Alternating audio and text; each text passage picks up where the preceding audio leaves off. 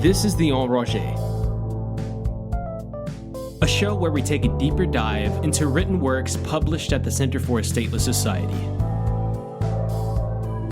Join us as we give voice to the ideas challenging the vain phantoms that haunt our social reality and stand in the way of total liberation. For more information, visit c4ss.org. And to support this show or any of the other projects happening at the Center, please visit patreon.com/c4ss.org. Thank you for listening.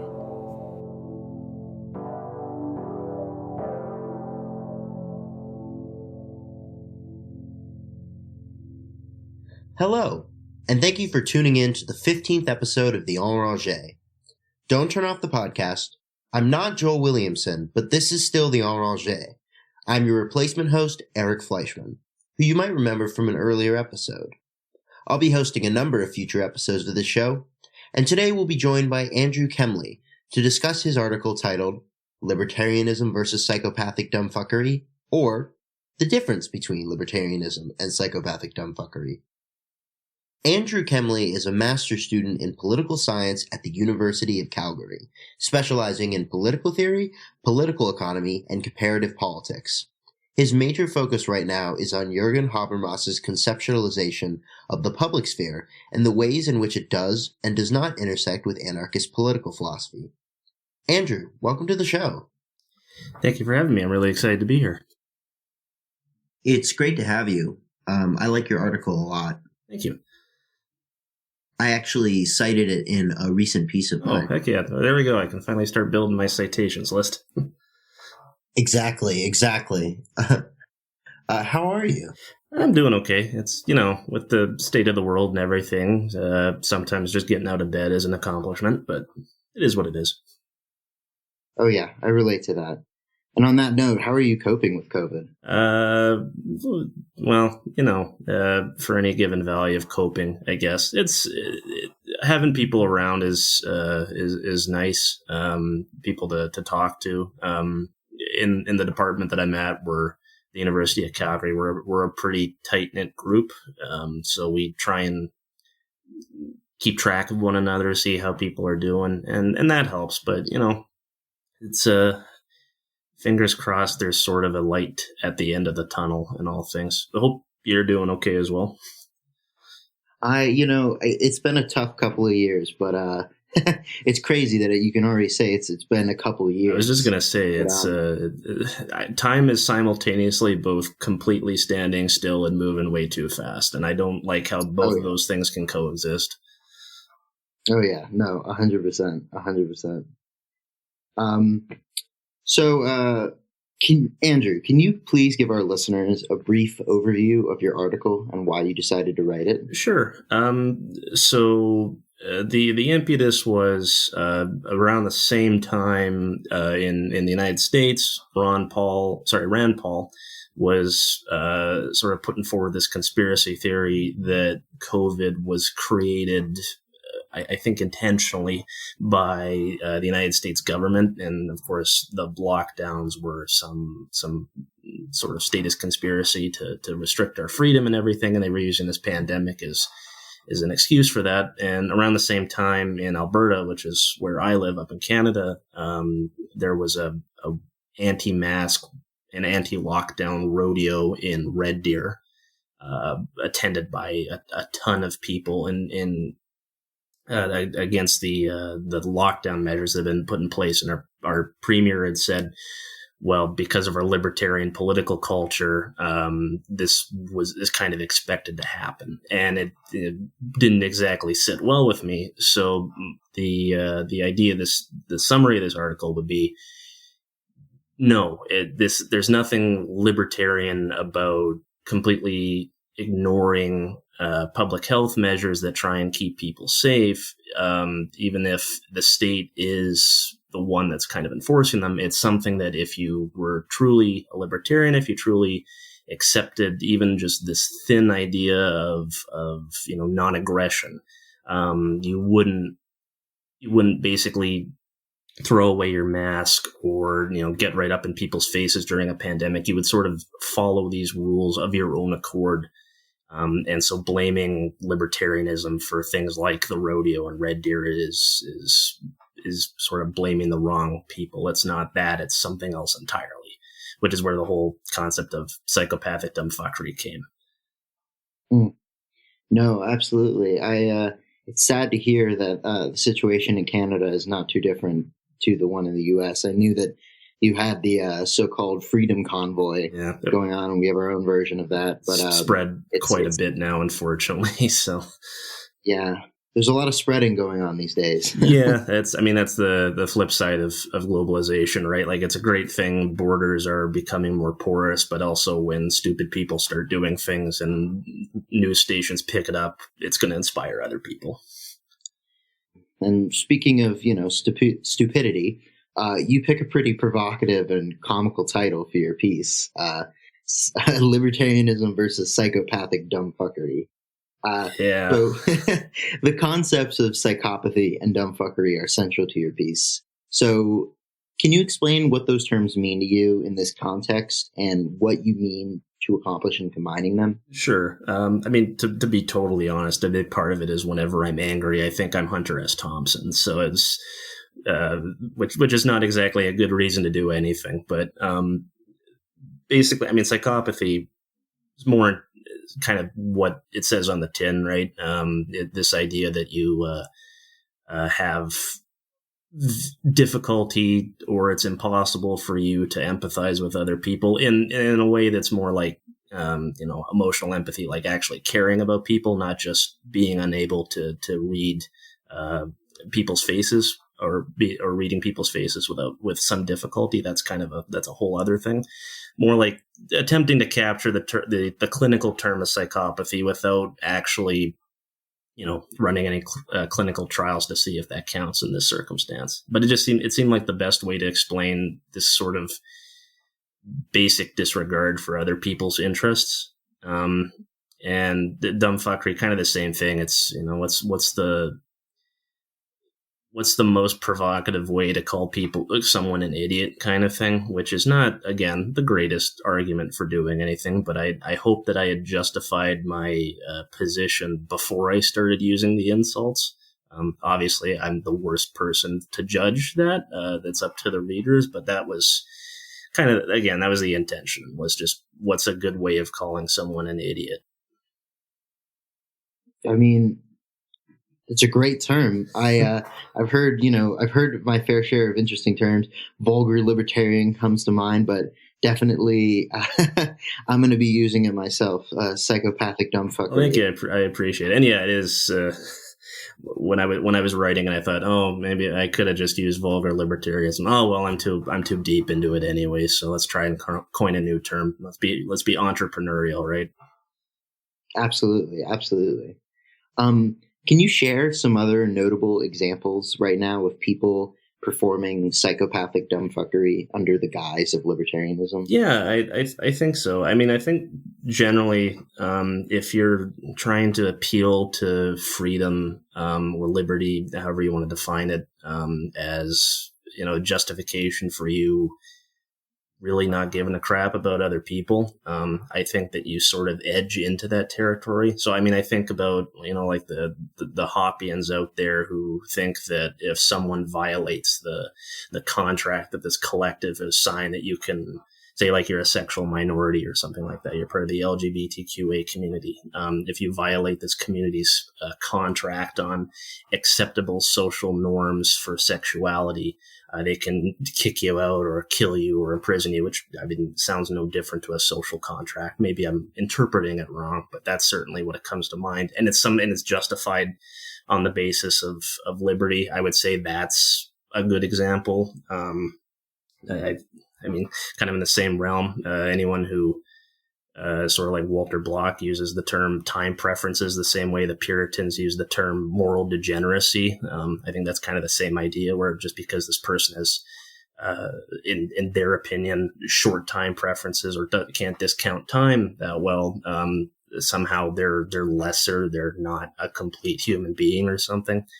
I would say that would be another example. Those are kind of more abstract, and they certainly precede the pandemic. But I think that a lot of those people that had those opinions probably also think that it's their total right to spread a disease. I again, could be wrong, but that's at least the impression I get. Yeah, no, I mean, I've heard people describe sort of Hoppe's ideas as just sort of a decentralized statism. You get the same kind of disregard for human life and human freedom. You just get it at a more localized scale or provided by the market. Yeah, exactly. Or, what if that even counts as a free market at that point, where you're able to have these sorts of entities exist that can do that? I mean, it's I would say that Liberty Hangout Twitter page is probably the logical extension of Hoppe's idea. And I think they would say that too, when they just straight up say, well, authoritarian is fine if it's against people I don't like, right? Doesn't sound libertarian whatsoever, but that's kind of where, if you think contracts are, you can justify any sort of oppressive contract just because you think, well, that's good for property rights or something. That's kind of the world you end up in. So speaking of Hoppe, there's been a massive split in the liberty movement over the matter of COVID-19, lockdowns, vaccines, with the disturbing number of libertarians and libertarian organizations giving in to conspiracy theories, far-right dog whistles, things like that. You touch upon this with the case of Rand Paul, who is, for many Americans, the most prominent quote-unquote libertarian politician active right now.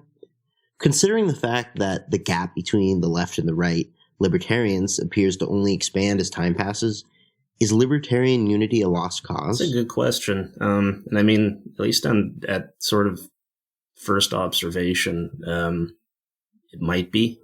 But I think about it kind of, it's sort of similar to, I think, left unity in a lot of ways, where we've kind of seen throughout history different types of leftists really quite vitriolically disagree with one another.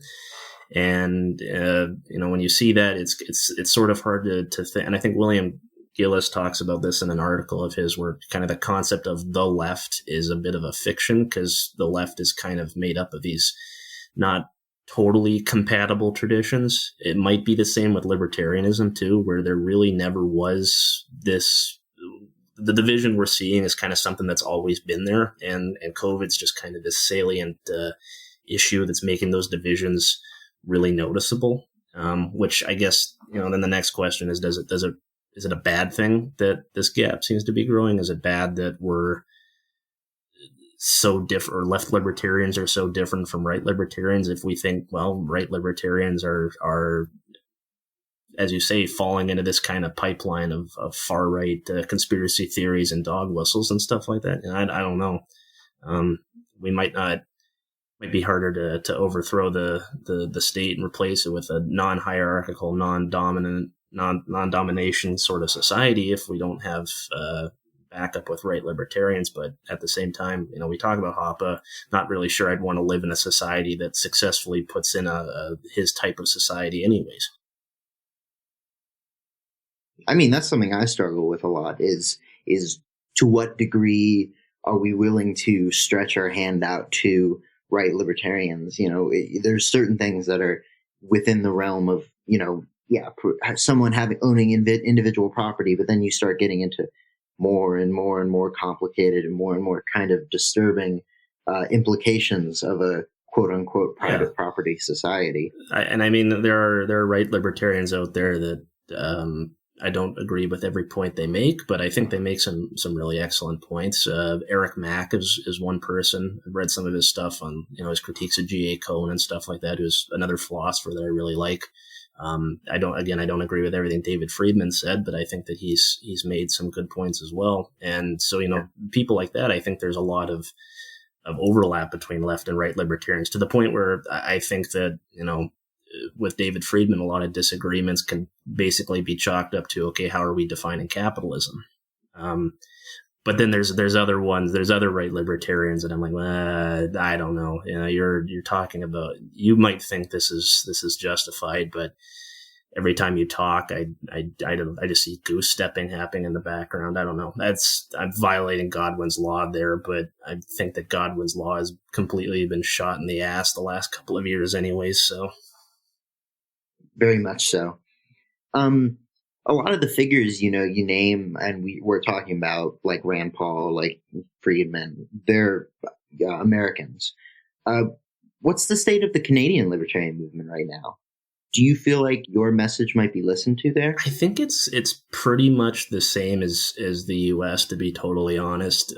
I think the big self-described libertarian figure in Canada is Maxime Bernier, who's the head of the People's Party of Canada, and he's been involved in the same sort of like anti-immigrant dog whistles and stuff like that. And I mean, he became popular because he was a big critic of sort of the protectionist measures Canada put in place for dairy farmers. But then he kind of went off the rails and dipped into far right conspiracy theories and dog whistles and everything we were talking about earlier. And again, he's kind of the big libertarian figure in Canada, and I don't know. I look at that and I think it's not all that different from what's happened in the United States.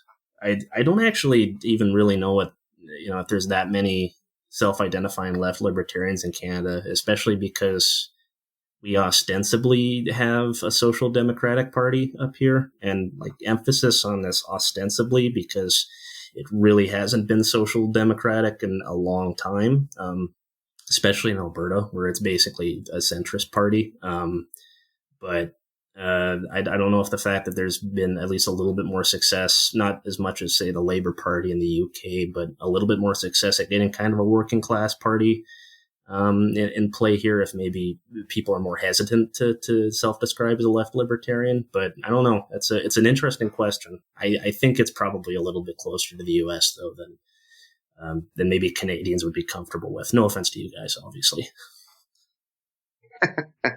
I'm not going to go around defending the United States very much. Don't Fair worry. Point. Well, I mean, same with Canada. Honestly, that's if I had to say one thing that always bugs me, it's having to hear from American liberals about how much of a utopia Canada is, and it's not. It's our Supreme Court justifiably said that Canada committed cultural genocide against our First Nations people in 2015, and the reactions from most major political commentators were not something I'm proud of. I'll say that much. So it's the same boat up here. To go back for a second, did I mishear you? Is the libertarians, they're called the People's Party? Well, no, that's not an explicitly libertarian party, but that is Maxime Bernier's party. I know it's kind of stupid, right? Because that's a far right party calling themselves the People's Party. Yeah, but that's the name they picked. Forgive my ignorance of Canadian politics. No worries. I mean, again, coming as someone who has to live it, I'd close my eyes if I could, but. Yeah, I'm not entirely. I feel like that was maybe an attempt to explicitly classify themselves as populist, but it's a very strange name for someone with those types of policies. Yeah, I mean, I think it caught me off guard, but it kind of makes sense. I've seen a lot of right wing groups try to usurp and co-opt leftist terminology and leftist aesthetics and stuff, and try to make themselves out to be, liberatory when they're clearly not. It's and unfortunate, because that ends up sucking some not so critical leftists into that group sometimes too, right? Yeah. Moving a little bit in a different direction. In your bio, you explain that your, quote, major focus right now is Jurgen Habermas's conceptualization of the public sphere and the ways in which it does and does not intersect with anarchist political philosophy. In what ways does Habermas's work inform the article we're discussing? That's a really excellent question, and unfortunately my answer is not excellent. The answer is I wasn't actually thinking of Habermas when I was writing this, but I mean that makes me think about ways that Habermas might shed light on what I was talking about. And I don't know. I mean, just kind of off the top of my head, the first thing I can think of was Habermas would probably take a little bit of issue with sort of how individualized I made it. Like, basically saying that people who try and just disregard this sort of like masking and social distancing and stuff like that, how they're not following libertarian precepts, that's fine. Calling them psychopathic dumb fucks, he might say, well, are we looking at it from a systems level and how this might be this is a political system in a legitimation crisis. Things don't make sense. The rationality of the system has broken down completely. So of course people are going to be making bad decisions then. That might be one way to sort of critique what I said from a Habermasian perspective. But in terms of using him to inform what I said, I'm not actually sure, but that'd be an interesting thing to think about going forward if he might offer some other perspectives. So since we're kind of jumping topic to topic, you write, quote, that thin libertarianism mostly amounts to a refusal to closely interrogate what values underpin an opposition to the state and are inseparable from liberty. There's a lot of debate around this in libertarian circles, as I'm sure you know. What's the definition of thickness? What's its validity? Charles Johnson in particular, comes to mind in his sort of theorizing that, on one hand, thickness emerges for the same reason as to maintain the non-aggression principle, or thickness is a strategic method for maintaining a stateless society, etc.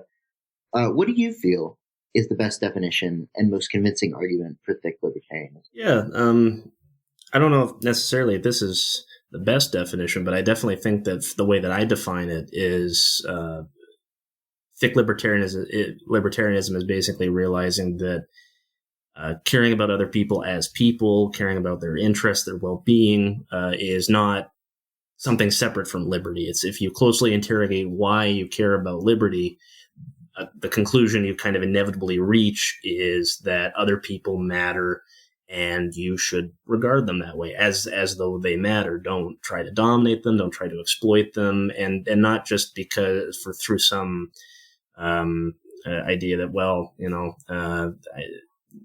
I can't aggress against you. It's more like, no, I actually care about your overall well-being, and I'm willing to help you so long as it's a consensual process. It's voluntary. And I think that, for me, the biggest argument in favor of that is I don't think it really matters where you start in terms of valuing liberty. You kind of reach that conclusion anyways.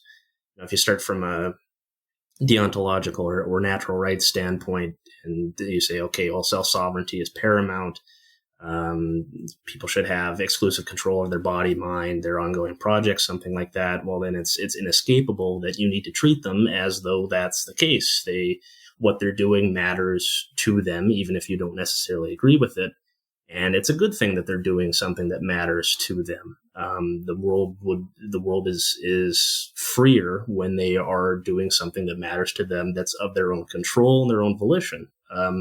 Or you could start even just totally instrumentally, like say you're not a natural rights libertarian, you're a libertarian because you think the state and top-down authority is inefficient. Well, what you're basically saying there is, okay, the world works better when people are able to do things of their own volition. So that's how I should act. It's in my own interests to forward the cause of liberty and to treat people as though they are free people with their own valuable ideas and interests and objects and stuff like that, because that will lead to better outcomes. And why would I want to live in a world where bad outcomes are happening all the time?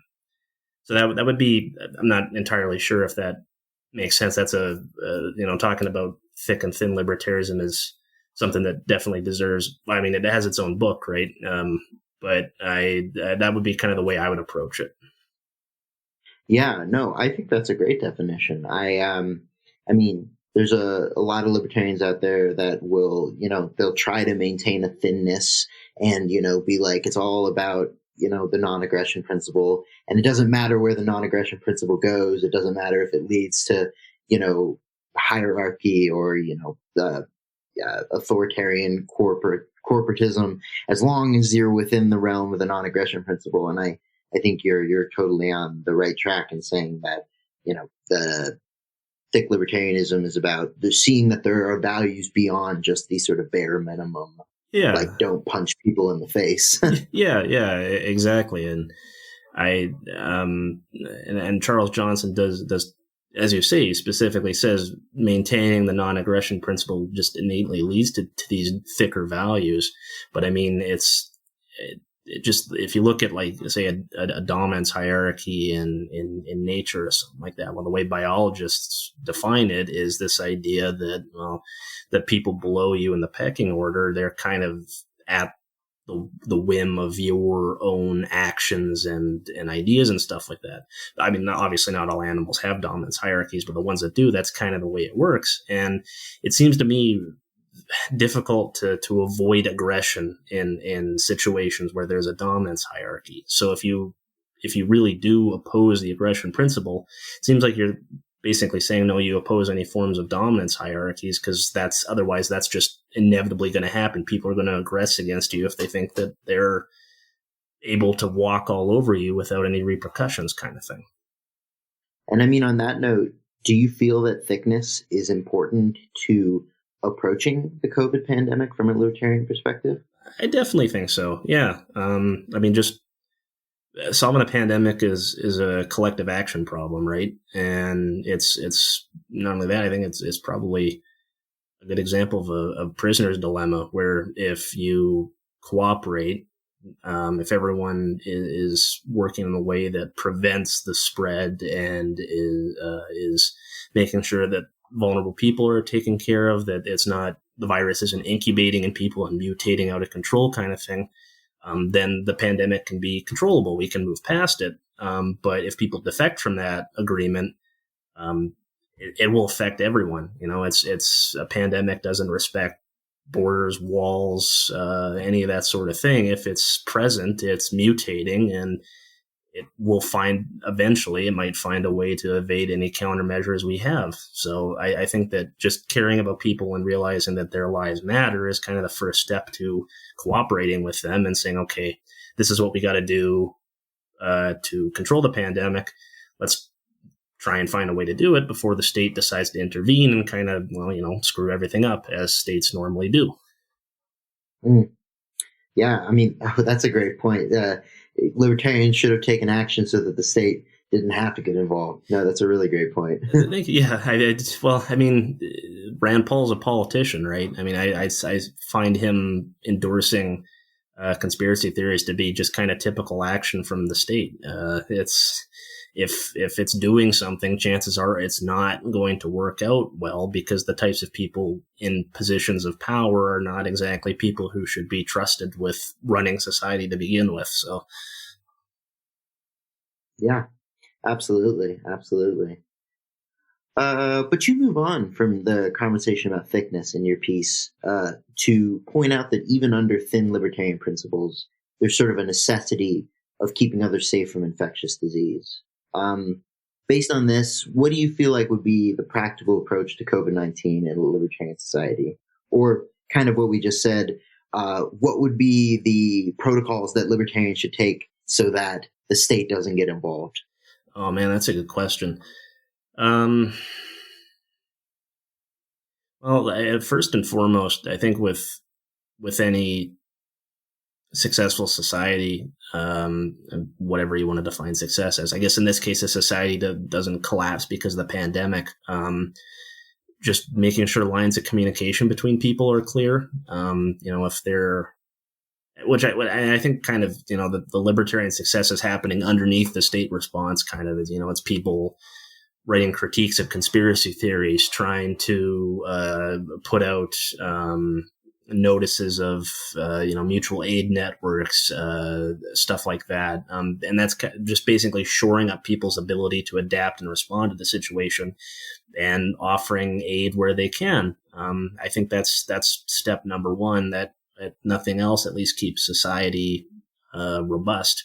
And from there, then you start to think about, okay, well, what kind of institutions need to exist to try and combat this pandemic in a non-coercive way, and build bottom up, not assume that a top-down institutional response needs to happen on top of people. What do people need to do in order to keep this pandemic from spreading, kind of thing? And I'm always a little skeptical about trying to have any proclamations, because I'm wrong 99% of the time. If I had all these great plans for the optimal society back when I identified as a social democrat, and looking back at that, I'm like, oh man, it's a good thing I never decided to run for office. So I'm not exactly sure what those institutions should look like, and I can't know, because that's something that needs to happen spontaneously. But I think just first and foremost, a libertarian society is making sure that society is robust by making sure people are taking care of one another, and the more you take care of one another, the more adaptable people are. Yeah, and I mean that sort of leads, even if it's based on those thin libertarian principles to begin with, it leads to that thickness you're speaking of. You have to care about other people. You have to worry about the interests of other people to make sure the society stays free. Yeah, exactly. Because I think if you just take the state away from the situation we're in, that doesn't solve anything. That just opens up the possibility for an effective solution. So you kind of have to move into that gap then and decide, okay, how do we move forward here? I think maybe abolishing the state might kick stuff off, or might write the incentive structure or something like that. But I don't think just saying, let's get the politicians out of here is going to solve it alone. There still needs to be stuff done on the ground. And that's probably where the thickness comes in. Yeah, absolutely. You talk about, critiquing conspiracy theories, doing mutual aid projects, keeping lines of communication open. Do you know of any libertarian or libertarian-esque projects being undertaken right now to address the pandemic? Not quite off the top of my head, in terms of, I know this organization self-identifies as a libertarian organization, or this, I know of self-identifying individuals that are trying to do this. I mean, I think even and this kind of gets to the whole bio thing about Habermas. What we're doing right now, I think, counts as a libertarian response, which is just having a discussion about how libertarians ought to act if they're consistent with their principles in a pandemic. I think it's not maybe what you would think of as a normal project. But I think it still counts. And I think that's like I said, the on the ground kind of under the institution level sort of work that needs to be done to make sure that this sort of thing is survivable. I mean, now that I say that, it kind of sounds like I'm being really self-gratifying right here, but I don't just mean that we're going to solve all the world's problems with COVID with this podcast, but this is kind of the sort of thing that just people having the discussion has more impact than I think a lot of people give it credit for, kind of thing.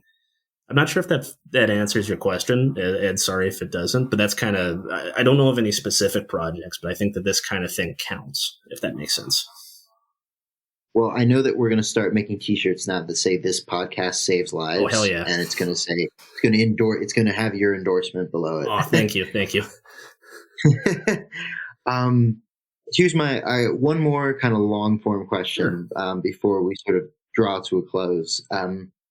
So I was trying to think about it from a right libertarian perspective, trying to put myself in the right libertarian shoes. And so right libertarian Eric might ask you, or might say, A, a disease is an independent entity from you, and you are therefore not responsible for what it does based on the non-aggression principle. And B, even if there was such a precedent that the non-aggression principle extended to that, you would have to consent for any microorganisms to travel from body to body, making human contact impossible. How would you respond to this kind of objection to the idea that the thin libertarian principles extend to, not spreading disease? Is it bad that when you said that, I kind of pictured you wearing a bow tie? a black and yellow bow tie. Yeah, with that kind of that haircut. Yeah. Anyways, exactly. Yes. Well, right libertarian Eric. Those are good questions, right libertarian Eric. I think with the first one, I mean, that seems like you would get kind of into the realm of absurdities pretty quickly if you follow that through. So like, I mean, how are you defining an independent entity? Like, is it just something that's separate from you as an individual, or like as another living organism kind of thing? Yeah, no, absolutely. And I mean, I would say that you're correct in asking that, because we are filled with microorganisms. We are not one thing. Yeah, and I think, like, no matter how you define it, like, so we'll use an example of just an independent entity. You mean another living organism kind of thing. So if I train an attack dog and I unleash him on someone, am I not responsible for aggressing against that person just because the dog is not me? Even though I trained him, even though I put him in action in order to attack this person, do I not have responsibility for that? I feel like that if you accept that kind of conclusion that, oh, well, I'm not responsible for the actions of a virus, it's a separate thing, then that's kind of the idea of non-aggression kind of becomes incoherent at that point, because most forms of aggression involve some sort of intermediate entity, like shooting someone. The bullet is not me, but I still shot a guy. Or even hiring an assassin to shoot someone, that's two different independent entities removed from me. I think that most libertarians, thick or thin, would agree that no, I have still aggressed against that because I'm the person that set it into motion intentionally. But it's an independent entity. I think it's the same with a virus. A virus is a object or a living entity that can only affect someone if it's been spread by a host. So if you're intentionally spreading a virus around, it's not quite the same in terms of the harm done as shooting someone, but it's still quite bad. It's still something that I would say is violating another person's right to self-ownership, to bodily autonomy, to health and stuff like that. So I think that just because it's an independent entity, it's not your fist, doesn't change that. Yeah, no, I think the attack dog is a great analogy. Thank you. Right, libertarian Eric withdraws the objection. Okay. Thank you. That's one down. And now the rest of Canada. The second one, though, that is interesting, and I think that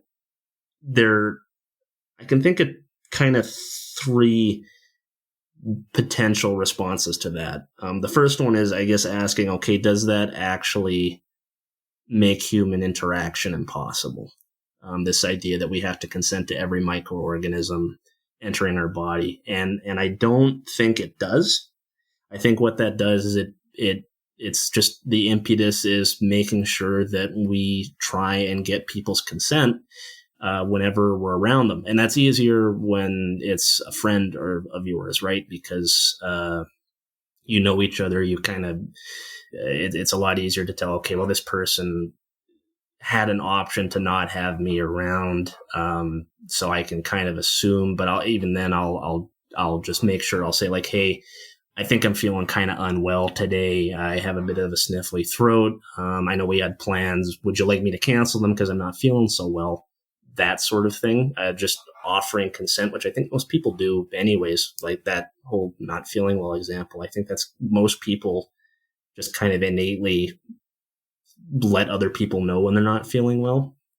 With strangers, it's like I was thinking of the example of, okay, do I need to let everyone on an airplane know that I'm not feeling well, or something like that? Because part of my article was saying you can't just assume that consent's been given by someone when they're out in public.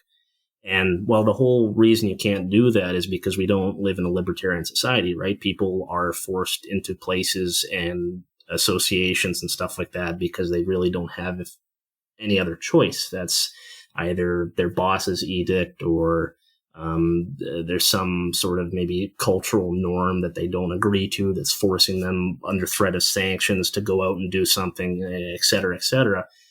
Well, okay, well, that's not a very libertarian society. A libertarian would be pretty upset about that anyways. So if you can't assume consent has been given, we're already kind of having a problem from a libertarian perspective anyways. So I don't think the one response I would say is I don't think that makes human contact impossible. It just shows you how important getting consent and making sure we live in a society where consent can be freely given and known to other people, just how important that is. If that makes sense. I'm not sure if that response made sense.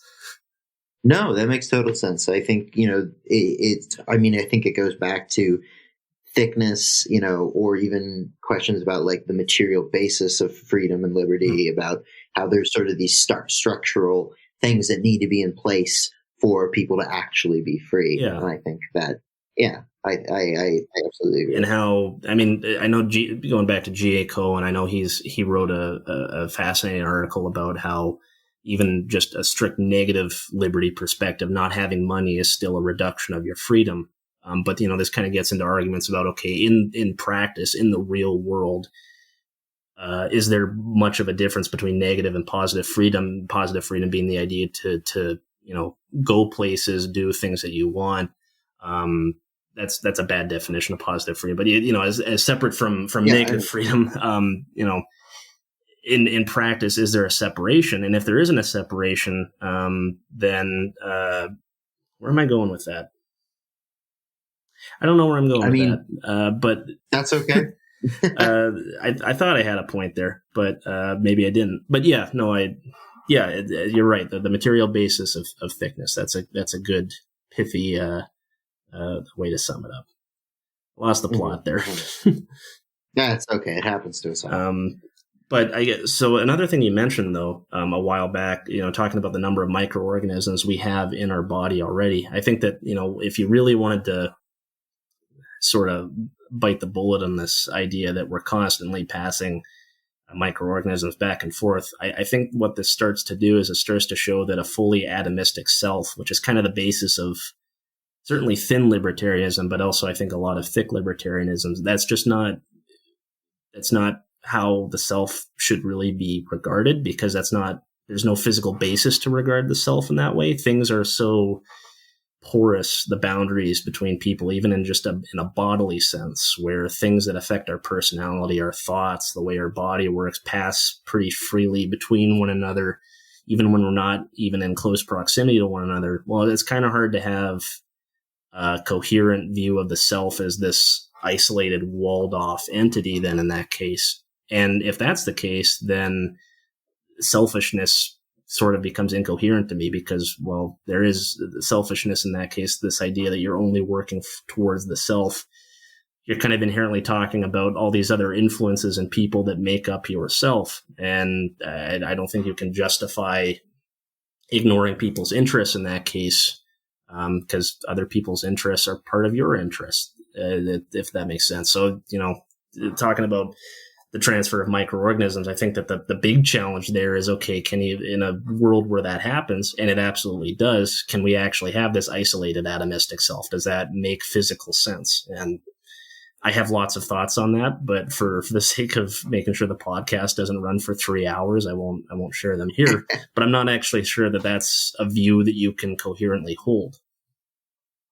Yeah, no, that's a great point. There's an ecology or a micrology to community and to personhood. Yeah, absolutely. It takes a village to raise an infant kind of idea, and it's true. And that village is going to imprint on that infant. I mean, even from a cultural evolution standpoint, you look at people like Daniel Dennett, who have talked about the idea of memes as this sort of virus that infects you as a host and changes how you act and think and everything like that.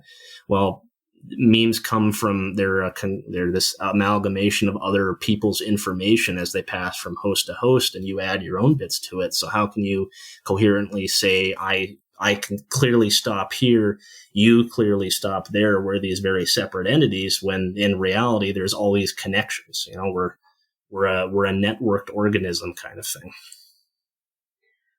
So that's pretty much all for my long form questions. I really appreciate you sticking it out there, and no worries. Like I said, I really, really appreciate being invited on. So for those interested in what you're saying, what you're doing, what's the best way for people to follow you in your work? Because I've been so slow on actually getting like a writing page up and everything like that, right now just following me on Twitter is probably the best way. I'm trying not to be on there as much as possible, but at the very least, you can see some of my midnight ramblings. That's what Twitter's Yeah, good for. exactly. That and feeding the data algorithms, right? Absolutely. Just continually commodifying Yeah, yourself. exactly. So the what do you call it? The little at thing for me is just sad Kemle, Kemle, same as my last name is spelled. So that's pretty much the best way to follow me and see any updates on what I'm doing. One of these days, I might have a more complete page put up, but today is not that day. That's all right. Before we finish up, is there anything we haven't covered that you'd like to touch on? I don't think so. I think we were pretty thorough. Fantastic. Well, Andrew, thank you so much for coming on the Enragé. Thank you for having me again. Like I said, really appreciate it. It was a great amount of fun. Likewise.